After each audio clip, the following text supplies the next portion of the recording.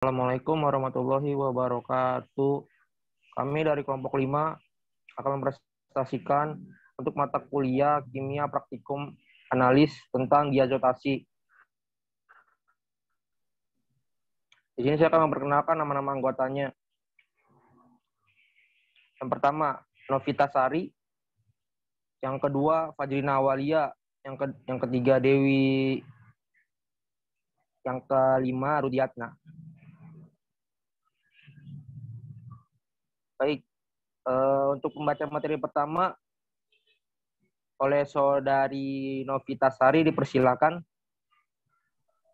Terima kasih saudara Agus.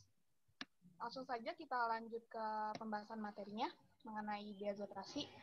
Salah satu metode yang termasuk ke dalam titrasi redoks adalah diazotasi atau nitrimetri.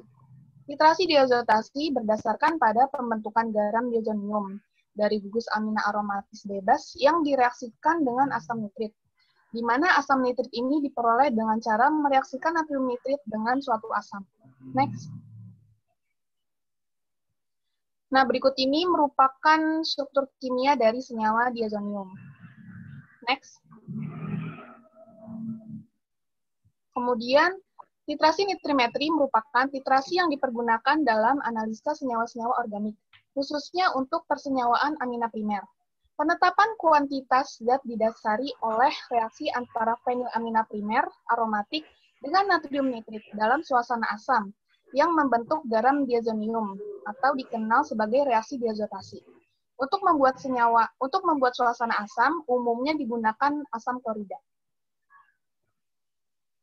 Nah, di sini terdapat beberapa teori atau pendapat dari para ahli, seperti dari Ganjar dan Rohman, kemudian dari Wunas. Untuk teori yang pertama, menurut Ganjar dan Rohman, titrasi diazotasi sangat sederhana dan sangat berguna untuk menetapkan kadar senyawa-senyawa antibiotik sulfonamida dan juga senyawa-senyawa anestetik lokal, golongan asam aminobenzoat. Kemudian menurut Wunas, metode titrasi diazotasi disebut juga nitrimetri, yaitu metode penetapan kadar secara kualitatif dengan menggunakan larutan baku NaNO2. Metode ini didasarkan pada reaksi diazotasi, yakni reaksi antara amina aromatik primer dengan asam nitrit. Dalam suasana asam membentuk garam. Titik akhir titrasi diazotasi tercapai apabila pada penggoresan larutan yang dititrasi pada pasak kanji iodit atau kertas kanji iodit akan terbentuk warna hijau toska atau biru. Terima kasih. Baik, terima kasih. Pembaca selanjutnya, Saudari Fajrina, dipersilakan. Baik, saya lanjutkan. Dalam nitrimetri, berat ekivalen suatu senyawa sama dengan berat molekulnya, karena 1 mol senyawa bereaksi dengan 1 mol asam nitrit dan menghasilkan 1 mol garam diazonium. Dengan alasan ini pula, untuk nitrimetri, konsentrasi larutan baku sering dinyatakan dengan molaritas, karena molaritasnya sama dengan normalitas. Hal-hal yang perlu diperhatikan dalam titrasi nitrimetri yaitu yang pertama, ada suhu. Suhu harus berada di antara 5-15 derajat Celcius. Walaupun sebenarnya pembentukan garam diazonium berlaku pada suhu yang lebih rendah, yaitu 0-5 derajat Celcius. Yang kedua, keasaman. Titrasi ini berlangsung pada pH kurang lebih 2. Hal ini dibutuhkan untuk mengubah NaNO2 menjadi HNO2 dan pembentukan garam diazonium. Yang ketiga, ada kecepatan reaksi. Reaksi ini berlangsung lambat sekali sehingga agar reaksi sempurna, maka titrasi harus dilakukan perlahan-lahan dan dengan pengocokan yang kuat. Prinsip titrasi nitrimetri atau reaksi diazotasi. Yang pertama, pembentukan garam diazonium dari gugus amin aromatik primer, amin aromatik sekunder, dan gugus nitroaromatik. Yang kedua, pembentukan senyawa nitrosamin dari amin alifatik sekunder. Contoh zat yang mempunyai gugus amin alifatis adalah Na-siklamat. Yang ketiga, pembentukan senyawa azo dari gugus hidrazida. Contoh zat yang memiliki gugus hidrazida adalah INH. Yang keempat, pemasukan gugus nitro yang jarang terjadi karena sulitnya titrasi dengan menggunakan asam nitrit dalam suasana asam.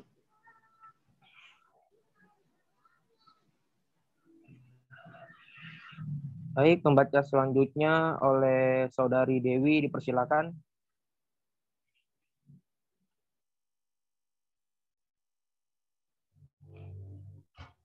Terima kasih Kak Agus. Selanjutnya itu ada indikator. Pada titrasi diazotasi, penentu titik akhir titrasi dapat menggunakan indikator luar, indikator dalam, dan secara potensiometri. Indikator luar. Indikator luar yang digunakan adalah pasta kanji iodida atau dapat pula menggunakan kertas kanji iodida.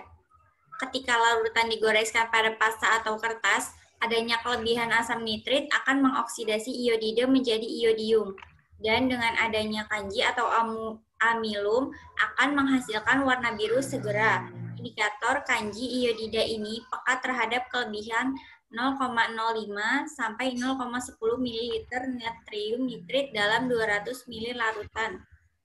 Reaksi yang terjadi dapat dituliskan sebagai berikut.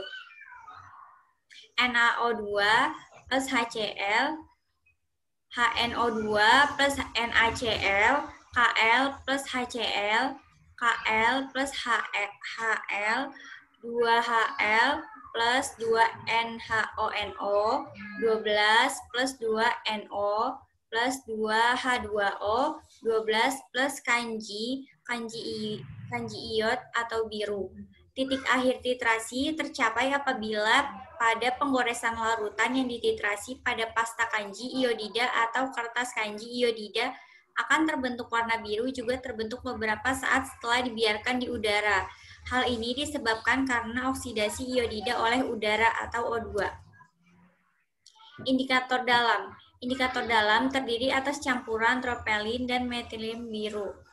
Tropilin 00 merupakan indikator asam basa yang berwarna merah dalam suasana asam dan berwarna kuning bila dioksidasi dengan adanya kelebihan asam nitrit. Sedangkan metilen biru sebagai pengkontras warna sehingga titik akhir titrasi akan terjadi perubahan dari ungu menjadi biru sampai hijau tergantung pada senyawa yang dititrasi.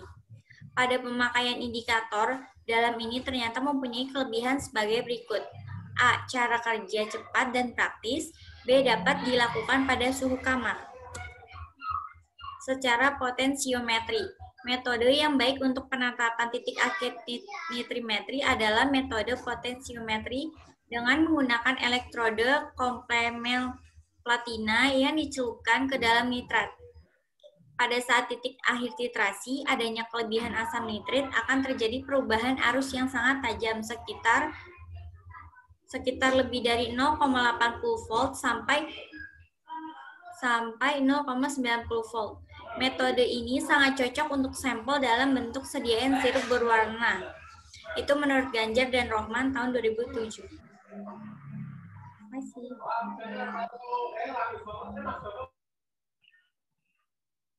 Baik, terima kasih. Pembaca selanjutnya dibacakan oleh saya sendiri. Aplikasi analisis nitrimetri atau diazotasi dalam analisis obat dan bahan obat. Dalam Farmakope Indonesia, titrasi diazotasi digunakan untuk menetapkan kadar benzokain, primakoin, fosfat, dan sediaan tabletnya, prokain, HCl, sulfat setamid, natrium sulfasetamid, sulfametazin, sulfadadoksin, sulfametazol, tetrakain, dan tetrakain HCl. Next. Kegunaan titrasi diazotasi.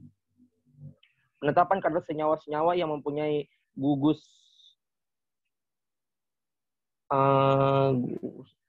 omin aromatasi primer bebas seperti sulfamelamid, senyawa-senyawa yang mempunyai gugus nitroaromatis seperti klorofenikol. Penetapan kadar senyawa-senyawa yang mana gugus amin aromatik terikat dengan gugus lain seperti suksinil, sulfatiazol, sulfamid, sulfatiazol, dan paracetamol. Next.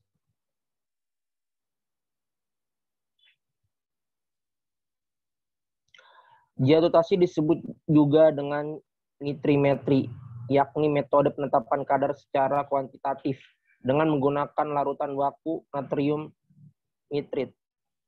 Prinsip nitrimetri adalah reaksi diazotasi yang meliput pembentukan garam diazadium dari gugus amin aromatik primer, amin aromatik sekunder, dan gugus nitro aromatik.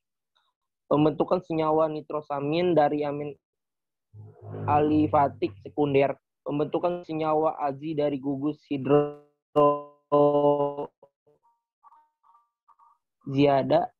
karena sulitnya nitrasi dengan menggunakan asam nitrit dalam suasana asam. Penentuan titik akhir nitrasi diazotasi dapat menggunakan indikator luar, indikator dalam, dan secara potensimetri. Nitrasi diazotasi digunakan untuk menetapkan kadar benzokain, primakium fosfat, dan sediaan tabletnya. Prokain HCl, sulfacetamid, natrium sulfacetamid, sulfametazin, sulfadoksin, sulfametaxazol, tetrakain, dan tetrakain HCl. Next.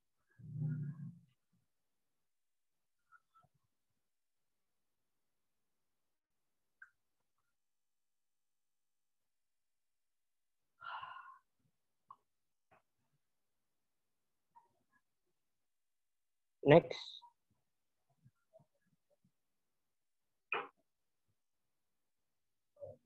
Baik, sekian dari kelompok kami. Kurang lebihnya mohon maaf.